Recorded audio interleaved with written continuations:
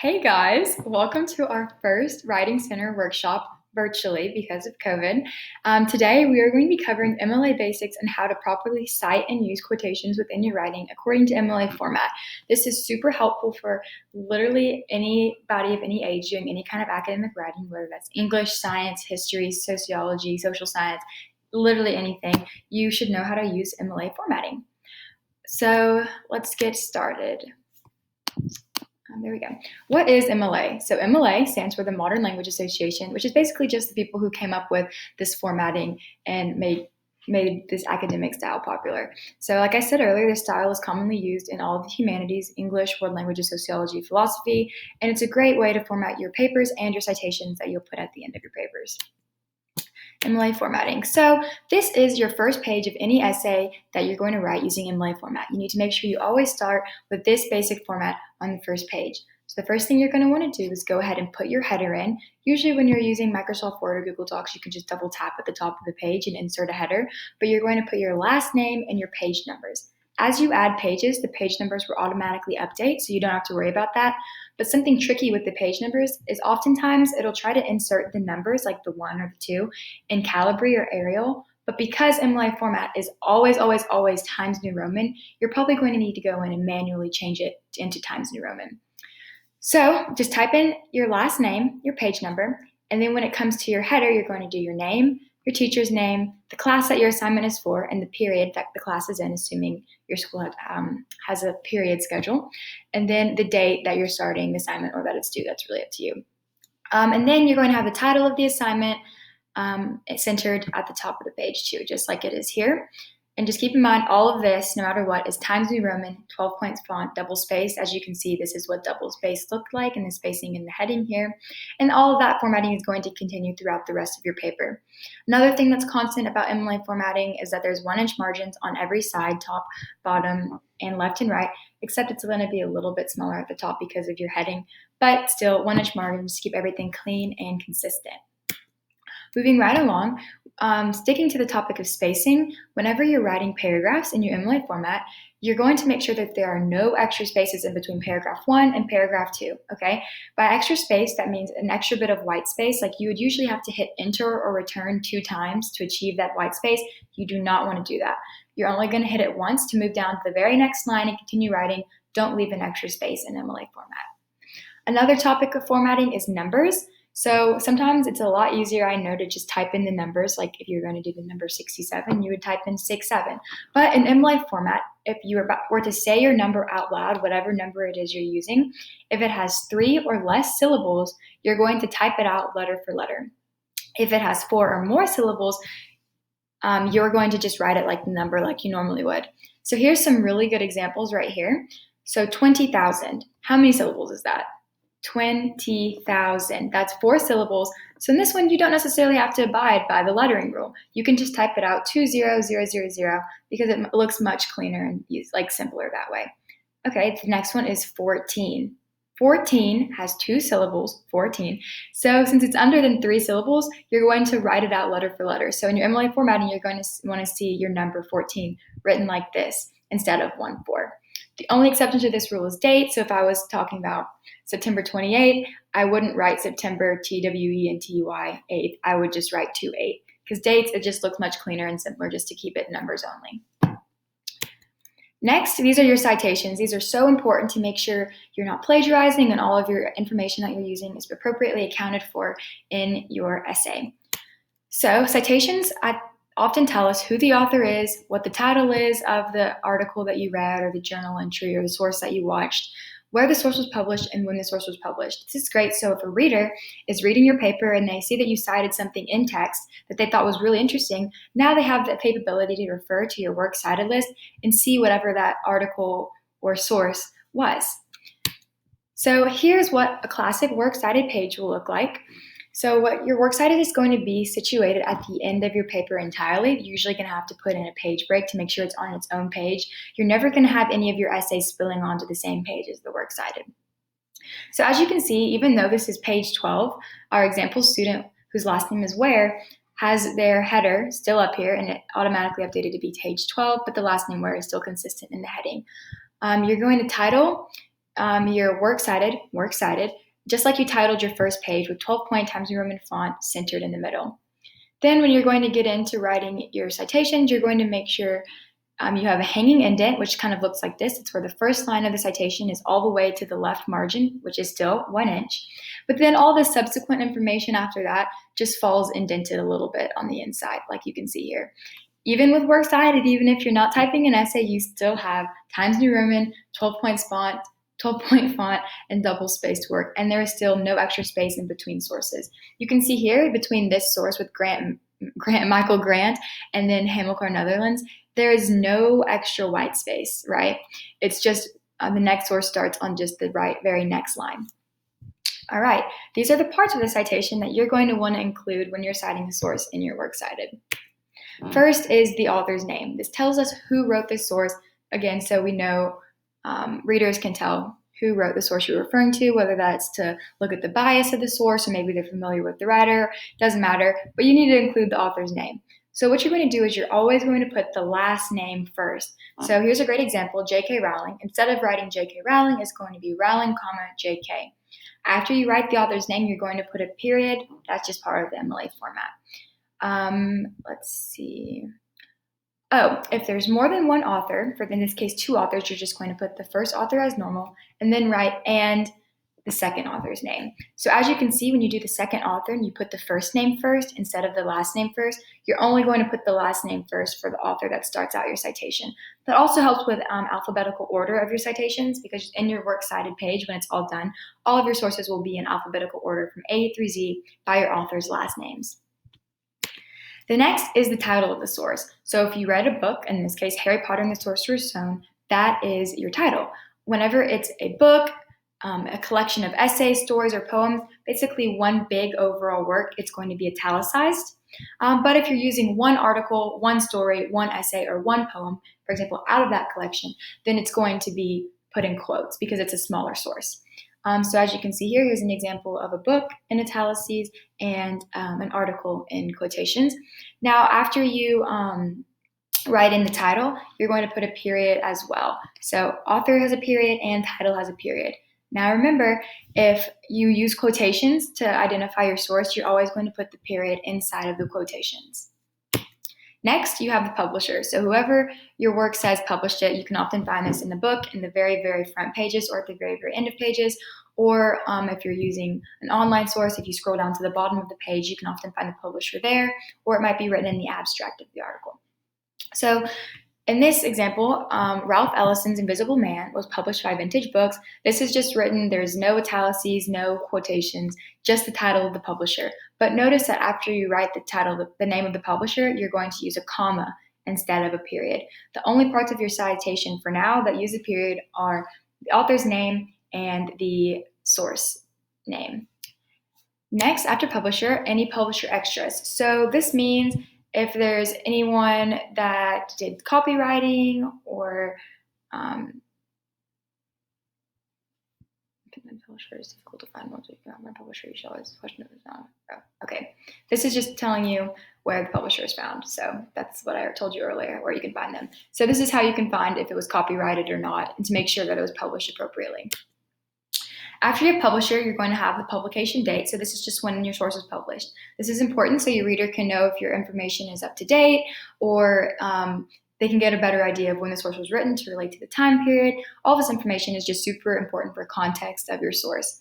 So as you can see here, we have the author's name, last, first, period, title of the source, period, HarperCollins publisher, that's the publishing name, comma, and then you're going to have the date it was published followed by a period. It's pretty simple. If you have a month and a year, you can just put the month before the year. But oftentimes the year is sufficient. And because the year is more than 3 syllables, you can just type it number for number. And it's a date, so you actually don't have to apply that rule at all, but still. Okay, then after that is the location. So it's where you found this source. So if it's a print source like a book or a magazine, it's the range of page numbers that you're using out of that book. For websites, it's the URL. And so if you're citing a physical object like art, it'd be the museum. That is the location.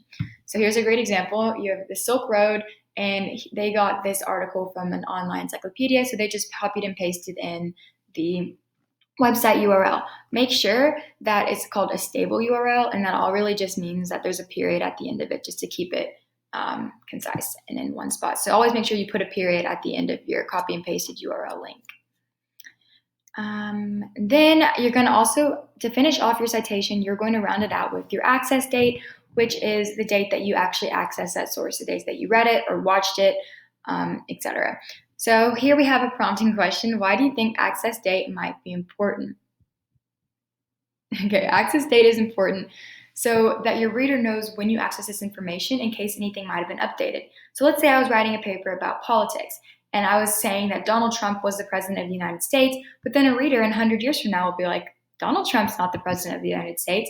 So they will need to look at when I accessed that source, and if they saw that I accessed it in 2020, then that's true. But if I would have written that and accessed the source in 2008, that would not have been true. So it really helps readers make sure that they're aware of when you access a source to make sure that your information is accurate and that they know the context of the source as well. Here's more information about the hanging indent that I mentioned earlier when showing you the example of the formatting on the works cited page. So hanging indent basically just means your first word, the first line of your citation is all the way over to the 1 inch left margin. And then when you have the hanging indent, that just means all the following lines are just indented in a little bit more. If you go onto Google Docs or Microsoft and I'm pretty sure you just adjust the formatting, you can click adjust indent and just click hanging, and this will automatically do it for you. When in doubt, okay, so this is basically just giving you ideas of sources you can check when you're not sure if you're formatting it right or the order that things go in. The MLA 8th edition handbook, I have a copy of it right here, actually. Let me grab mine. Okay, it just looks like this. We have a whole bunch of these. They're super, super handy. And honestly, even if you don't have one of these handy, you can just go online and Google MLA 8th edition handbooks works cited template, and it'll pull up a page with all of the information of the order of sources that you need, like a template like this that tells you all the order of author, title of the source, etc. You can also refer to sites like Purdue OWL if you don't have the 8th edition handbook and you don't want to Google it. Purdue OWL is great with MLA and advice for citations. Just make sure you're not using sites like EasyBib or Noodle Tools, because those might seem like an easy way out, but oftentimes they can be very wrong because they're computer made and they can make mistakes, and it's better to just hand do your citations anyways. Now here's how you will use quotations within your essays. So in your body paragraphs, the basic structure of writing is topic, sentence, setup, concrete detail, commentary, conclusion. So that's not necessarily what we're going to be talking about in this specific workshop of how to structure your essays, but the CD section right here that stands for concrete detail, that basically means a quotation or a paraphrase directly from your source to provide evidence for whatever it is you're arguing in your essay. So you're going to want to deal with one piece of concrete detail or a quotation at a time. Do not try to put a whole bunch of it together at once. It gets really jumbled and it's not very clear, and makes your essay not as strong and organized. So here's kind of a little bit of the structure of your essay that I mentioned earlier. We're not going to go too in-depth into it in this specific workshop because we're just focusing on MLA and quotations, but your topic sentences just kind of tells you what your paragraph is going to be about. The setup just kind of gives a little bit of context for what's going on, maybe if it's a novel you're writing about, and it just sets up your quotations so you're not just dropping a quote bomb in the middle of your essay. Your concrete detail is your quotation. It's a piece of evidence that basically supports whatever it is you're arguing for or explaining in your essay. Your commentary is just you explaining why that piece of evidence is significant. So if I pulled a piece of evidence that said that Jessica's favorite color was purple, my commentary would then say that Jessica's favorite color being purple is significant to my argument because of X, Y, and Z. And then your concluding sentence just wraps up your paragraph. So integration, here's a great acronym to use. PAINT, or PAINT, paint, means pinpoint the place in the text, advance the theme, integrate your quotation, talk about the necessity of your quotation, and transition into commentary. So P, pinpoint the place in text, basically means where in the plot does this quotation occur? Is this character's important reaction? What does my reader need to know to understand the quotation? This kind of goes in your setup a little bit. When I said it kind of helps you understand where the quotation comes from so it doesn't just come out of nowhere. Advancement of the theme. This just basically means your quotation is advancing whatever theme it is you're arguing, assuming you're arguing for a theme in your essay. So just kind of make sure it moves your argument along and supports your argument. Integrating a quotation, it means how can I get this quotation to mesh flawlessly into my essay? Like I said, you don't want what we call a quote bomb, where you're just dropping quotations in randomly and it sounds really awkward and abrupt. So you're going to want to maybe alter the words around your sentence to fit it in more pretty, more fluidly, I guess might be a better word. But here's a really great example of a well-meshed quotation. So it says, after the officer suggests the boys stay on the island is similar to an adventure story entitled The Coral Island, Ralph's tears began to flow and sobs shook him. Ralph gave himself up for the first time. So as you can see, when I was reading that, if there wouldn't have been quotations there, it could have just sounded like a normal sentence. So this quotation was meshed super, super well. Also, if you notice these brackets, that often means that the pronoun was changed. So you're able to change the pronoun in your quotation as long as you identify that with brackets. So perhaps this quotation might have said he or his, but you can change it to say Ralph, so it matches the rest of your sentence because it says Ralph right here, just to integrate your quotation better. Next one, I, is a necessity of the quotation. So you just really want to make sure that the quotations are necessary. And also, which words or phrases in this quotation are essential and are most important to the point that you're making. And you also want to think about using that, which words are the most essential, how you can make these quotations as brief as possible. Because if you have a really long quotation, sometimes it distracts from what you're actually talking about in your essay and takes away from your own personal voice in your essay. So really just try to make your quotations as short and powerful as possible. And finally, T is transitioning into commentary. This is kind of like integrating it. You just don't want your quotation to awkwardly be sitting there in the middle of your paper and just seem like an abrupt start or stop. So you really want to have a smooth transition into your commentary and out of your quotation. So questions you can ask yourself are, how can I naturally move the reader from the quotation to my commentary? And how should I phrase my setup in order to make sure that I'm not wandering from a major theme or essay in my paragraph? So here's another really good example of this being done.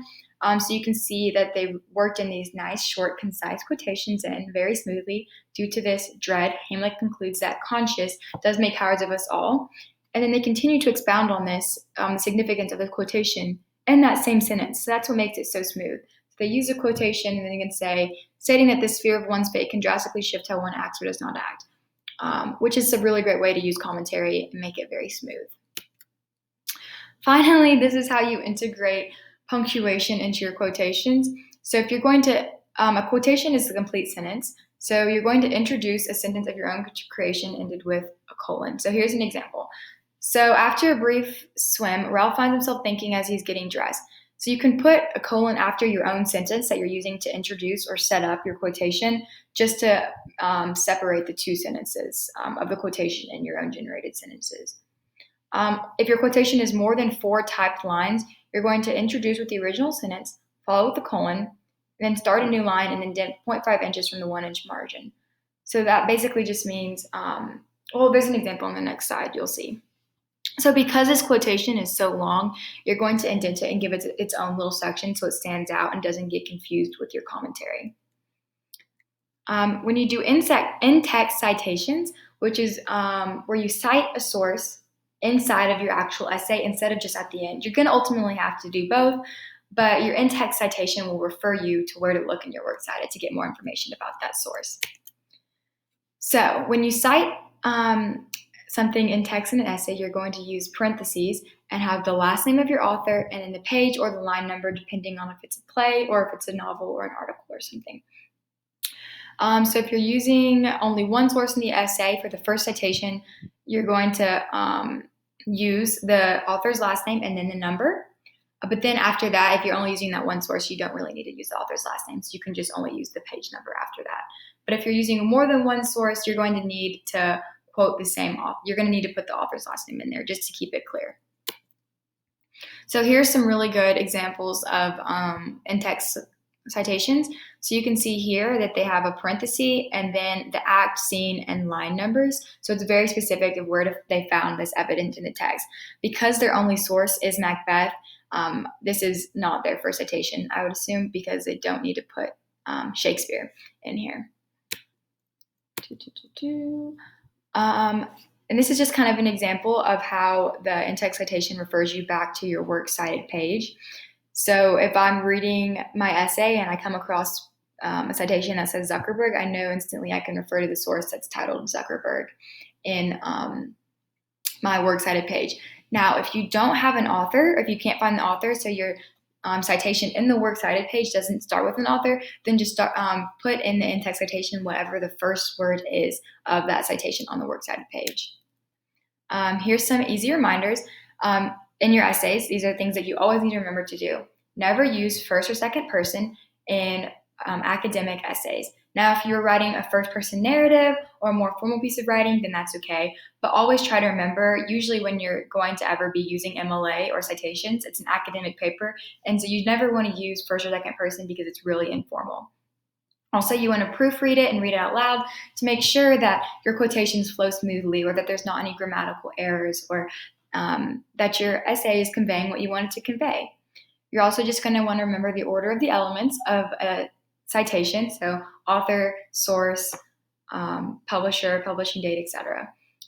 Just remember your MLA formatting, so 12-point, Times New Roman font, double spaced, center your titles, no extra spaces between paragraphs, things like that. And then just remember to cite all of your sources so there's no confusion or question of plagiarism or anything like that. So if there's any questions about this, you can definitely email us at ourhousewritingcenter.com, or if you're an Episcopal student, you can just email me at my Episcopal email. But thank you guys.